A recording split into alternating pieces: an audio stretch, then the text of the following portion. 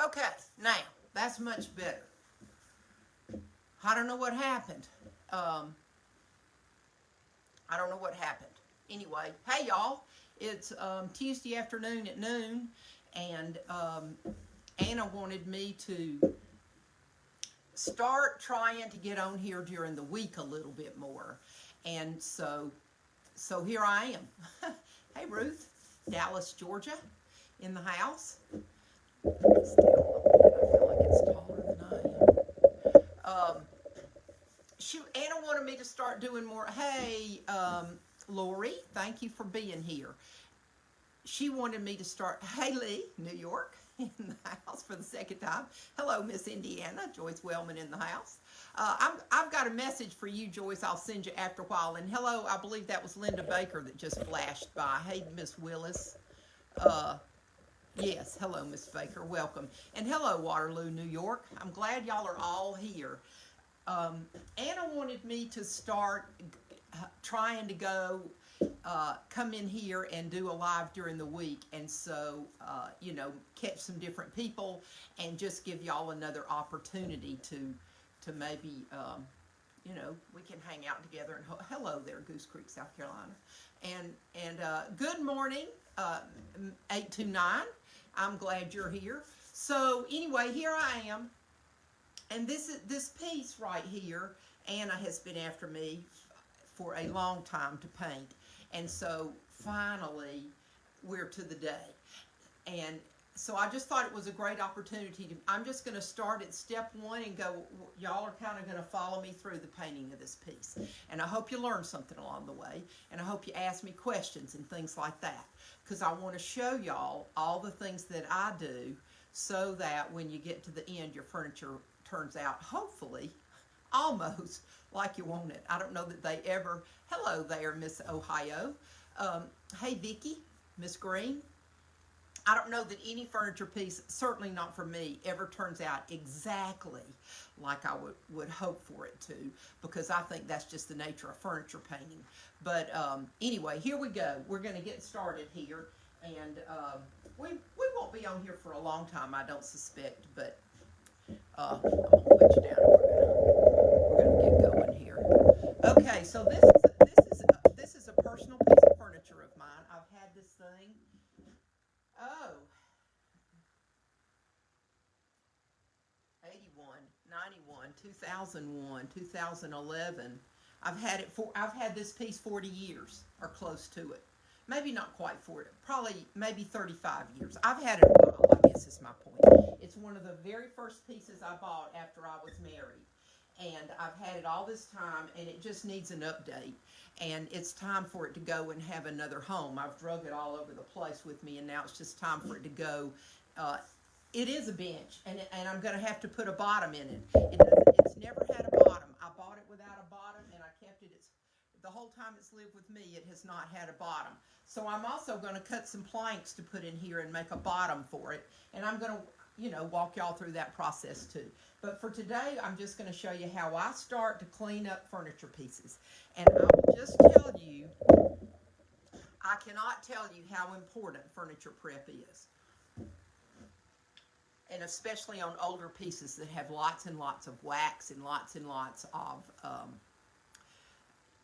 furniture paints and polishes and oils and all kinds of things on them.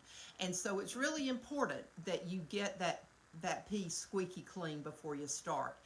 And a lot of times, if you don't thoroughly clean your pieces, it's so important. What happens is when you get to your final coat, whether you're doing a top coat, hey Funkature, that has to be Hannah. When you finally get to your top coat or your wax, your piece may be perfect until you put that final coat. And if your paint is going to lift, sometimes it will wait to that very last minute to lift. And I'll just tell you, 9 times out of 10, if it lifts at that stage of the game, it's over. And are y'all? Okay, well, tell Joe I sent him a message. Don and I are staining beadboards. That's my pal Anna, whom I love dearly. So anyway, let's just get started, and I can talk about all that as we go. So the first thing I do, I just have an old paintbrush, and I just go around and I try to get all the cobwebs and just knocked off of it as possible on an old piece like this. So I'll try to stay in the camera as best I can. And I just get in all these corners really well. It is old and dusty. And so the first thing I do is try to knock off the big chunks. And that's all I use this paintbrush for. It's just an old paintbrush I've had around for years. And that's what I use it for. I don't know if y'all can see the dust flying as I'm doing this, but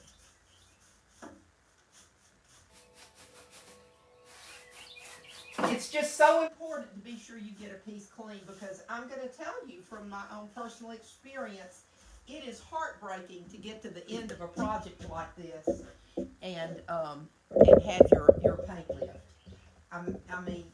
You just it'll just make you almost want to quit doing this kind of stuff, because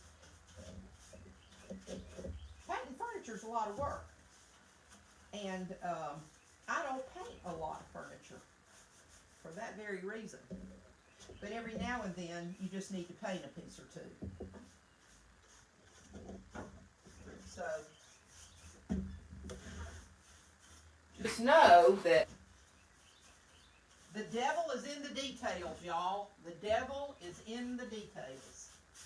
So if you want to be obsessive and compulsive about something, be obsessive compulsive about cleaning your furniture up before you start painting it. Alright, so that's kind of dusted, and most of the stuff is knocked off of it. So here's what I use. I use two products, and they're both environmentally friendly. I use Crud Cutter. This is a cleaner degreaser. I use this first. Hey, Ruby Crampton, my friend in Maryland. Then I go back over that with just a solution of vinegar and water, which is about 60-40. I don't wear gloves, but if you're sensitive to these kinds of products, you might want to, or if you've got dry skin or something like that. But they are environmentally green products. All this is. So I'm just not a big glove wearer, but there's my disclaimer. If you've got sensitive skin, you may want to think about wearing some gloves while you're handling these cleaning products. I've never had any reaction from them, but I don't really have a lot of those kind of issues with my skin. I have others, but not that.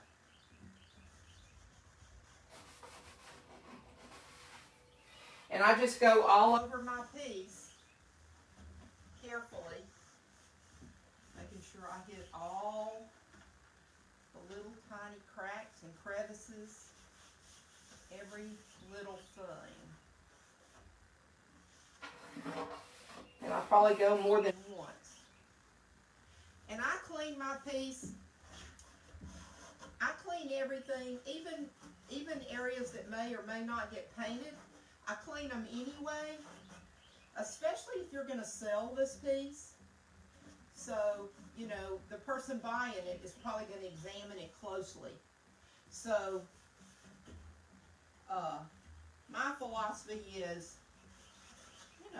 make it absolutely as clean and neat and presentable as possible. So that it is just plain old distilled white vinegar. Yes, Karen. That's all it is. And I mix it about 60-40. I girl measure it. I pour a little in and fill it in with water. And, sometimes it may be a little more than 60-40. Sometimes it may be a little less. I'm not real accurate with that. Some people say you only need like a 70-30 or an 80-20, but I do like I like a little bit more of a concentrate than that with it. But after I do the Crud Cutter, and then I go back with the vinegar and water, then after that I'll go back with just a damp, wet cloth, just clean water, and wipe over everything real good, just in case there's cleaner left any kind of little residue. None of these cleaners should, the vinegar or the crud cutter should present a problem for you. And the crud cutter doesn't say you need to wash it, but I think you should. You want your surface to be as clean as possible without any kind of residue, including a leftover cleaner for your paint.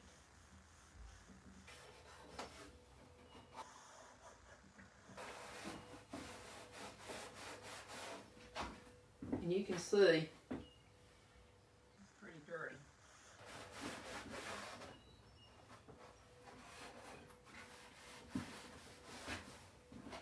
And this part that I'm cleaning, probably won't paint that, but you see, I'm still making sure it's clean.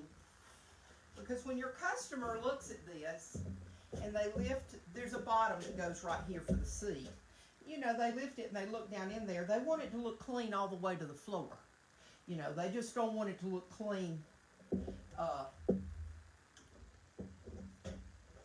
the part you can see without moving anything around. They want that piece of furniture that they're fixing to pay a lot of money for to look nice.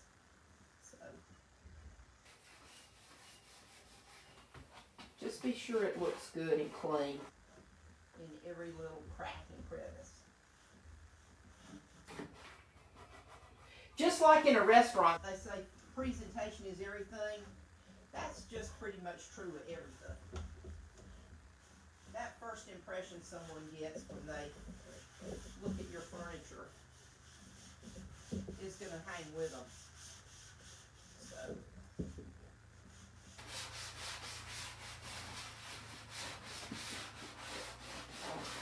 and I paint everything, y'all. When I know a lot of people don't, but when I paint furniture, I paint the back. I mean, now down in here where the raw wood is, I probably won't paint that.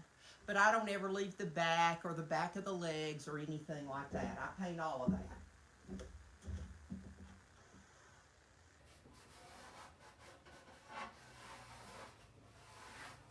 Because I just think it just makes your piece look more finished to me. If you've got it all painted nice like that.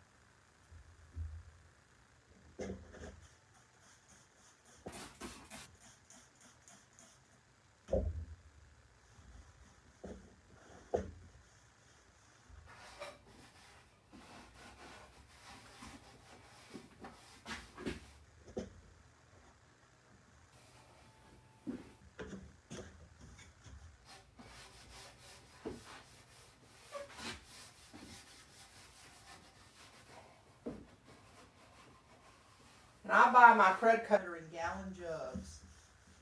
You get it? I think I don't know where I got it. Probably Amazon. And I do dilute it too. My crud cutter I dilute maybe 50-50. Okay? Maybe 50-50. So, alright, so there's crud cutter. Now let's do some vinegar and water on here.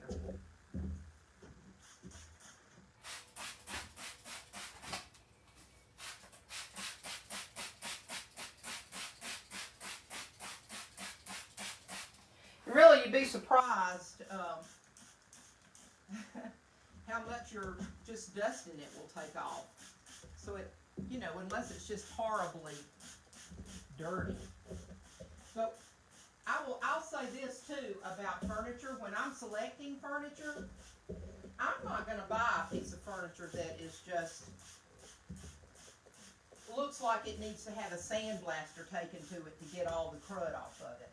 I'm not willing to work that hard, y'all.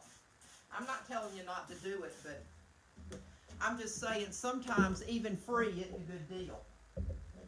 If, you know, the furniture's so dirty you can't stand it.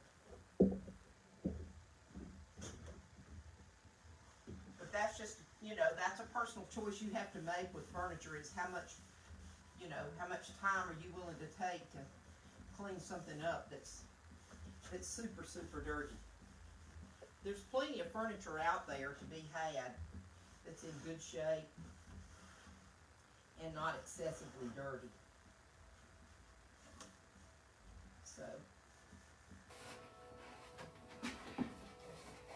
I just don't buy furniture like that.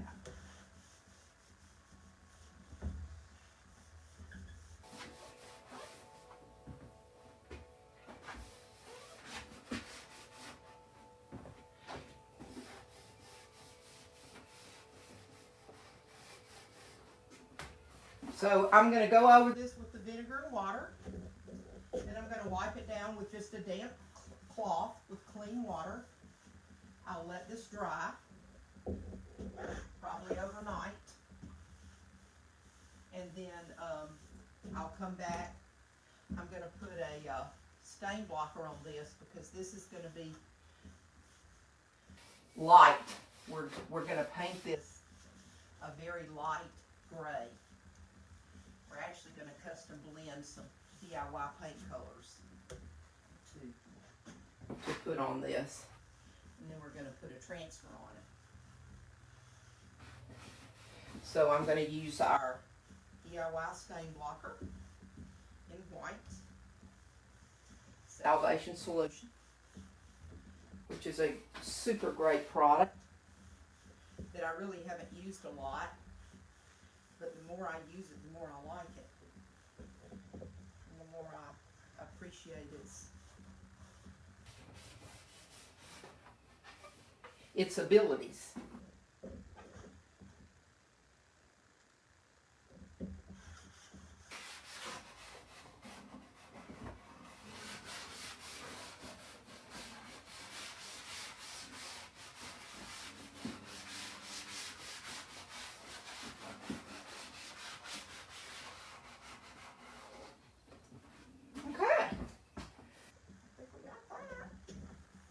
I'm just going to rinse this rag out, go over it with some clean water, and let it dry. And then I'll reevaluate it and see if it looks like it needs to be, you know,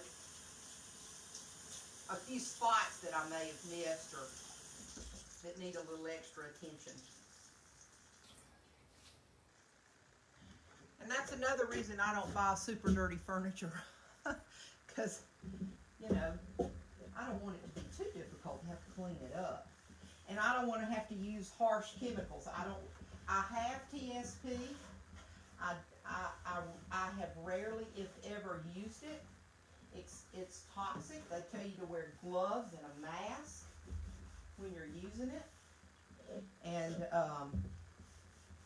you know, try not to breathe it and all that kind of stuff. So I really just don't want to use that kind of, I don't want to use a product that I've got to put a hazmat suit on to clean my furniture with. So that's another reason I don't buy really dirty furniture. Because I don't want to get into a situation where I have to do that. Probably the most, the strongest cleaner I use is denatured alcohol, y'all. I will use that on a piece if it's a little bit, this one really wasn't that dirty. It was a little dusty, but it wasn't dirty. But if I feel like there's a piece that's got a lot of oil or grease potentially on it that needs, you want to make sure that's stripped away, I'll use denatured alcohol. And you can get that at the paint store, anywhere, Home Depot, anywhere they sell paint, they'll sell denatured alcohol.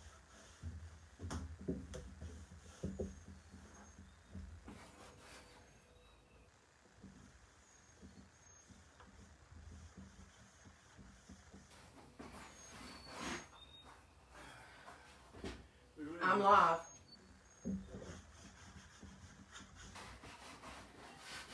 Don just walked up. I'm not sure what he was getting ready to announce, but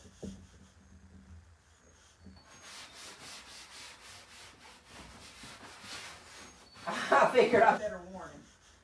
Okay, there you go. That is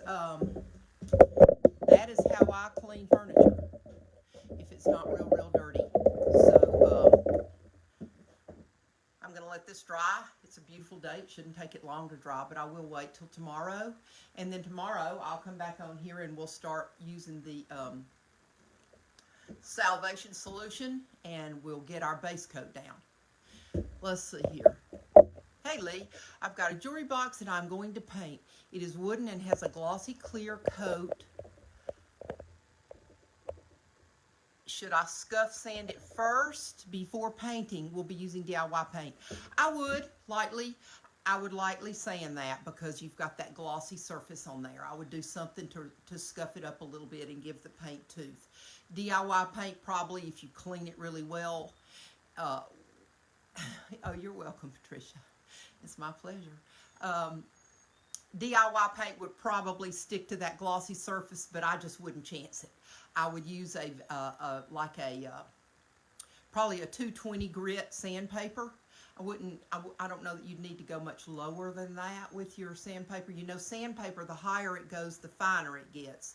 The lower the number, the coarser it is. So you don't want to use too coarse of a sandpaper so that you literally create scratch marks on your surface. So I would say 220, see if that works good enough. I think it probably will, just to scuff it up enough to give and then clean it really well so that your paint has, something to stick into and has some tooth.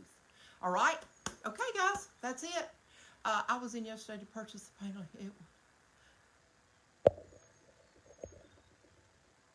I'll look at that. It was quick, unplanned. We'll let you know next. Oh, somebody came to see me yesterday. Okay, well, thank you, Robin. I'm so glad you came by. And please do call me next time you stop, and I'll be happy to meet you. I'm 5 minutes from my little booth. Okay, y'all. Thank you so much. I hope that helped you a little bit. And I'll look back at the questions if there are any more that I may have missed because I don't have my moderator here. And peace. Y'all have a great day. And I'll pick your questions up later if I've missed any. Okay? Thank you.